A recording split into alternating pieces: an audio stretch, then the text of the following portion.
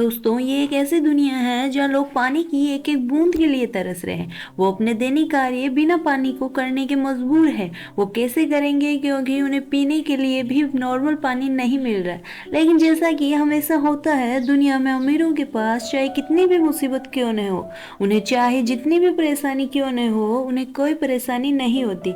यहाँ भी कुछ ऐसा ही होता है दोस्तों। बड़ी बड़ी प्राइवेट कंपनियों ने जमीन से पानी निकालने के लिए मशीनें लगा दी, क्योंकि आज भी कुछ जगह ऐसी है जहां जमीन से पानी आता है, पानी निकाला जा सकता है।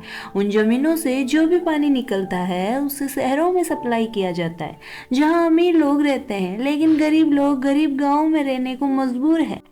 उन गरीब लोगों में होम्स परिवार भी रहता है दोस्तों, जिसमें पिता अर्नस्ट की माँ कैथरीन, बड़ी बेटी मैरी और छोटा बेटा जोरम शामिल है। इस परिवार का गुजारा बड़ी मुश्किल से गांव में होता था। अर्नस्ट के पास बहुत बड़ी जमीन भी थी, जिसमें उनके पिता खेती किया करते थे, लेकिन पानी की कमी के कारण अर्नस्ट खेती नहीं कर पाते।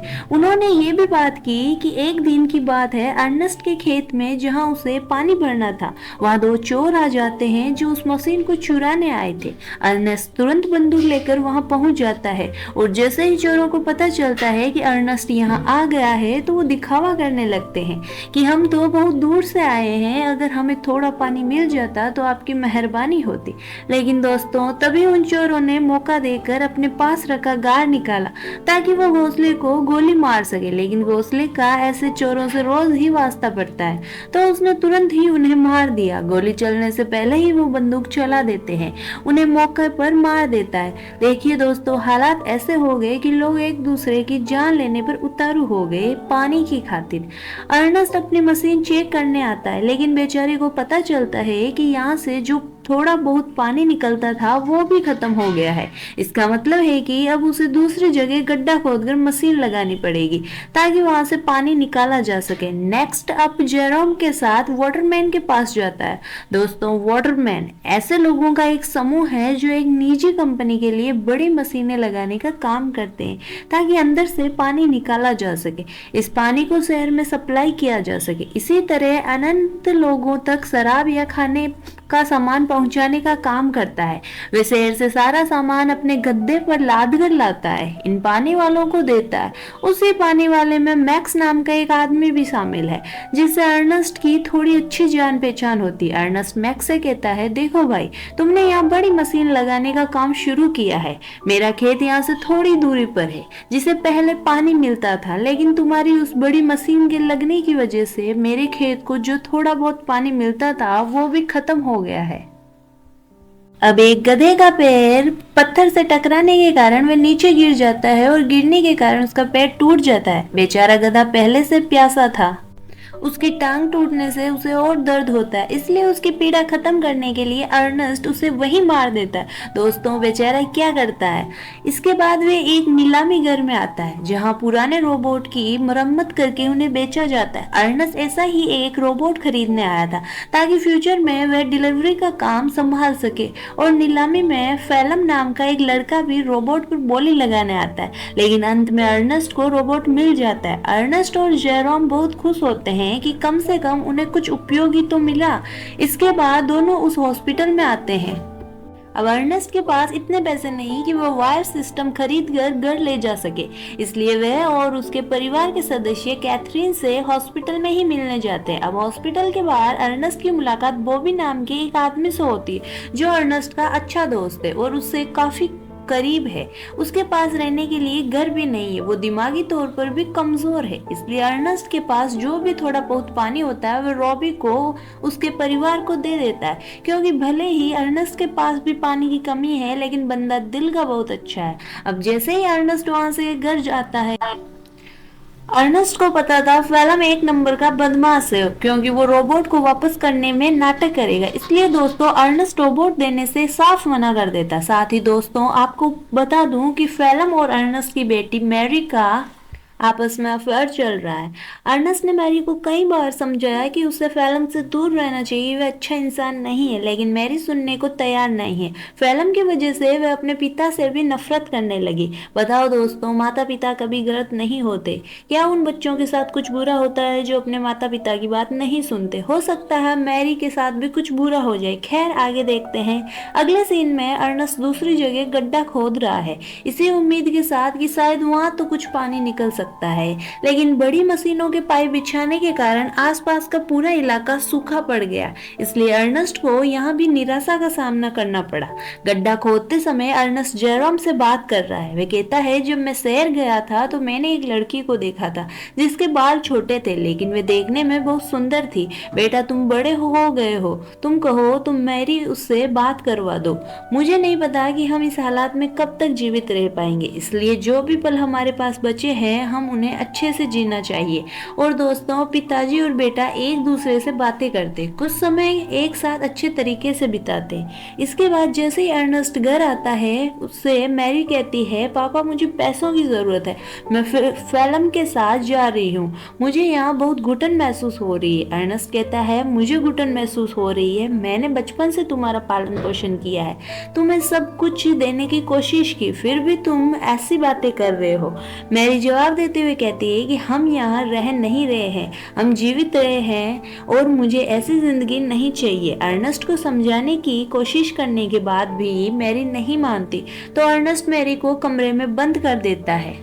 दोस्तों, अर्नस्ट किसी तरह पानी वाले से छुटकारा पाता है और फैलम को ढूंढने निकल जाता है, जिसे वो ढूंढ भी लेता है। साथ ही अर्नस्ट को शक भी हो जाता है, ये सच भी था कि उसने ही सप्लाई चुराई थी दोस्तों, जिससे वो बड़े आराम से खा पी रहा था। इसलिए अर्नस्ट फैलम को बंदूक की नोक पर डराता है और उसे पानी वाले के पास ले जाने लगता है, ताकि उसे बता सके कि फैलम ने ही सप्लाई चुराई है, मैंने नहीं। आगे बढ़ते बढ़ते वो दोनों बहुत थक चुके थे। अर्नस्ट सबसे ज्यादा थका हुआ था और साथ ही उसका पानी भी खत्म हो गया था। इसलिए दोस्तों, फैलम अर्नस्ट को बहकाने की कोशिश करता है, ये कहकर कि उसने सप्लाई से थोड़ी शराब पी ली और थोड़ी बची हुई है, अगर आप मेरी बात से सहमत हैं तो बची हुई शराब हम दोनों आपस में बांट कर पी लेते हैं। ज्यादा से ज्यादा पानी वाला क्या करेगा, वो मुझे मार देगा, लेकिन अगर हम नहीं पिएंगे तो प्यास से जरूर मर जाएंगे। इस पर अर्नस्ट राजी हो जाता है, लेकिन जैसे ही उसे एहसास होता है, फैलम अर्नस्ट को रस्सियों से छुड़ा लेता है, खुद पर हमला कर देता है। बेचारा अर्नस्ट पहले से ही थका हुआ था और पिटाई की वजह से उसे काफी खून भी निकलता दिख रहा था। इसके बाद फैलम जबरदस्ती बची हुई शराब भी अर्नस्ट के मुंह में डाल देता है। ऐसा इसलिए ताकि जब पानी वाला उसे देखे तो उसे यकीन हो जाए कि अर्नस्ट ने ही सामान चुराया था, उसने ही उनकी शराब पी थी। इतना ही नहीं दोस्तों, फिल्म में अर्नस्ट रोबोट के साथ पीट पीट कर मार डाला जाता है। ऐसा इसलिए किया जाता है ताकि दुनिया को लगे कि रोबोट बेकाबू हो गया है, उसने अर्नस्ट पर हमला कर दिया, जिसकी वजह से उसकी जान चली गई। और वही होता है, बेचारा अर्नस्ट मारा जाता है दोस्तों, और सबको लगा कि रोबोट ने अर्नस्ट की जान ले ली। दोस्तों, हमेशा अच्छे लोगों के साथ ही बुरा क्यों होता है? अगले सीन में जेरोम अपने पिता को खोने के बाद बहुत दुखी बैठा है। वह रोबोट पर अपना सारा गुस्सा निकालकर उसे तोड़ने की कोशिश कर रहा है, क्योंकि अभी उसने ये स्वीकार किया है कि रोबोट नहीं उसके पिता की जान ले ली है। लेकिन हम सब जानते हैं कि सच्चाई क्या है। तभी वहाँ फेरम आता है और जेरोम से कहता है, रोबोट को तोड़कर हमें क्या मिलेगा? ये भविष्य में हमारे काम आएगा, इसलिए इसे मत तोड़ना और चिंता मत करना, मैं हूं ना, मैं तुम्हारा परिवार हूं, मैं तुम्हारा और अपना ख्याल रखूंगा। अब मैक्स अर्नस्ट के खेत में एक गुप्त पाइपलाइन शुरू करवा देता है, जिसकी वजह से दोस्तों खेत को पानी मिलने लगता है। सभी लोग इस बात से बहुत खुश होते हैं। अब यहाँ फिर से खेती हो सकेगी दोस्तों। वह फसल उगाने के लिए रोजाना हल चलाता है। कुछ ही समय में उसकी मेहनत रंग लाती है और खेतों में चारों तरफ फसलें उगने लगती है, जिसे देखकर जेरोम और बाकी सभी लोग बहुत खुश होते हैं। साथ ही फैलम और मैरी रिलेशनशिप में थे, जिसकी वजह से मैरी प्रेग्नेंट हो गई थी, इसलिए उन दोनों की शादी तय हो जाती है। फैलम शादी से बहुत खुश था, लेकिन अंदर ही अंदर उसे ये भी याद आ रहा था, ये सब अर्नस्ट का था जो मैंने उससे छीन लिया। अगर वह जिंदा होता तो ना तो वो मैरी से शादी करता और ना ही ये खेत। अब अर्नेस्ट की मौत के बाद फेलम उसकी सारी चीजों को अपना लेता है। अब आप उसके पाप देखिए, वो कितने पाप करता है। अगले सीन में बैंक से कुछ कर्मचारी आते हैं और फेलम को बताते हैं कि इसके पैरों तले से जमीन खिसक जाएगी, लेकिन आपकी फसल कट चुकी है। अर्नेस्ट ने उस जमीन पर हल भी चलाया था और वह मर गया, तो अब यह जमीन बैंक की है और इस पर उगी हुई फसल भी बैंक की जाएगी। फेलम कहता है नहीं, ऐसा नहीं हो सकता, आपको मुझे पहले बताना चाहिए था, जब उस समय यहाँ कोई फसल नहीं थी। अगर आपने मुझे पहले बताया होता तो मैं कोई और जमीन देख लेता, लेकिन बैंक के मेरे दोस्त नहीं माने। उन्होंने कहा कि अगर एक हफ्ते में पैसा नहीं मिला तो जमीन जब्त हो जाएगी। भूल जा तुझे, इतना कहकर वो चला जाता है। फेलम पहले से ही परेशान था और अर्नेस्ट ने मुझे बेवकूफ बना दिया। भिखारी गहका मुझे जमीन पर गिरा दे, अब बता मैं पैसे का इंतजाम कैसे कर पाऊंगा। बता दोस्तों, ये तो वही बात है, उल्टा चोर पुलिस वाले को डांटे। खैर, अब फेलम जेरोम को बताता है और रोबोट को ले जाने लगता है। वो कहता है मैं रोबोट बेचने जा रहा हूँ ताकि वाजिब पैसे से बैंक का लोन चुका सकूं। अब अगले सीन में हम देखते हैं कि फेलम ने बैंक के सारे पैसे चुका दिए थे। ऐसा होने पर रोबोट अपने रिच टैप मालिक के पास जाने के लिए आगे बढ़ता है, क्योंकि जो बदमाश फेलम और रॉबी को गोली मार रहे थे, कुछ गोलियां रोबोट को भी लग गई, जिस वजह से रोबोट की डिफॉल्ट सेटिंग ऑन हो गई। इसी वजह से वो अपने असली मालिक के पास जा रहा है जो शहर में रहता है और मालिक का नाम है कैल्विन। जैसे ही वो उस रोबोट को देखता है तो वो एकदम हैरान हो जाता है कि आखिर ये किसका रोबोट है। वो पलटा और मेरे पास वापस आ गया। दोस्तों, उस रोबोट पर अर्नेस्ट का नाम लिखा था, इसलिए कैल्विन रेडियो के जरिए अर्नेस्ट से कांटेक्ट करने की कोशिश करता है ताकि वो आगे आए और अपना रोबोट वापस ले जाए। इनमें जेरोम शहर की सीमा पर आता है, लेकिन 18 साल से कम होने की वजह से गार्ड उसे शहर जाने नहीं देते। अब एक लड़की आती है जिसका नाम एना है। वह जेरोम से कहती है मेरे पास आओ, मैं तुम्हें शहर भेज सकती हूँ, वे भी बहुत कम पैसों में। जैसे ही जेरोम पैसों में एना को देखता है वह बिल्कुल दंग रह जाता है, क्योंकि वह बिल्कुल वैसी है जैसा अर्नेस्ट ने उसे छोटे बाल वाली लड़की के बारे में बताया था। क्या आपको याद है दोस्तों, जब अर्नेस्ट जेरोम से कह रहा था तुम शादी कर लो और उससे बात करो, तो दोस्तों जेरोम उससे फिर से अर्नेस्ट के बारे में पूछता है, लेकिन वह उसे नहीं जानती। जेरोम भी अर्नेस्ट से आगे कुछ नहीं कहता है। उसके बाद वह जेरोम को शहर जाने वाली एक लगेज ट्रेन में छुपा कर बैठा देता है और उसकी मदद से जेरोम शहर पहुंच जाता है। अब शहर पहुंचने के बाद जेरोम की मुलाकात कैल्विन से होती है, जो उसे उसका रोबोट लौटा देता है। कैल्विन ने रोबोट पर लगी गोलियों की मरम्मत भी कर दी थी और उसने रोबोट की सेटिंग भी कर दी थी।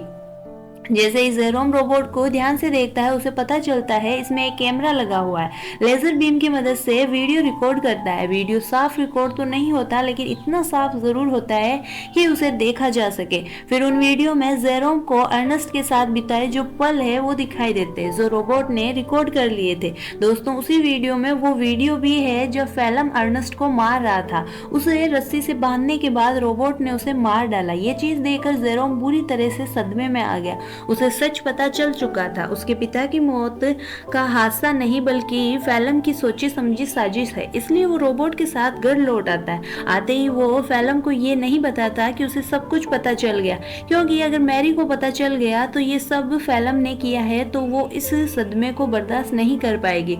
ऊपर से वो प्रेग्नेंट भी है। इसलिए फेलम जीरो में एक प्लान बनाता है। कहता है मैंने रेडियो पर सुना है रॉबी तुम्हें बुला रहा है। अब फेलम ये सुनकर परेशान होता है कि रॉबी मर चुका है, कौन सा रॉबी तुम्हें बुला रहा है। इसलिए वो कहता है कि शायद ये कोई और फेलम होगा जिसके लिए रॉबी को बुला रहा है। फेलम वहां पहुंच जाता है जहां उसने अर्नेस्ट को मारा था और वे एक गड्ढे में गिर जाता है, जिसकी वजह से उसका पैर टूट जाता है। वहां जेरोम बंदूक लेकर खड़ा हुआ था। अब जेरोम फेलम को और रोबोट को दोनों को मार देता है और रोबोट की याददाश्त भी मिटा देता है। मैरी ये सब कभी न देख पाए। वो नहीं चाहता कि मैरी को कभी सच्चाई पता चले। कुछ दिन बीत गए। जब फेलम घर नहीं आया तो मैरी काफी परेशान हो गई। होता ये है कि जेरोम कहता है वो कभी अच्छा इंसान नहीं था, वो तुम्हें छोड़कर भाग गया होगा। ये सुनकर मैरी काफी दुखी हो जाती है। फिर वो उसे प्यार करने की जगह उससे नफरत करने लगी और उन्होंने शांतिपूर्वक अपना बदला लिया। इसके बाद जेरोम और मैरी घर चलाने लगते क्योंकि उन्हें खेत मिल गया था। फसल बेचकर वे पैसा इकट्ठा करेंगे ताकि वे अपनी माँ को हॉस्पिटल से घर ला सके। इसी मिश्रित भावना के साथ दोस्तों ये फिल्म यहीं पर समाप्त होती है। अगर आपको वीडियो पसंद आया हो तो वीडियो को लाइक जरूर करना और हाँ, चैनल को सब्सक्राइब करें। मिलते हैं अगले वीडियो के अंदर।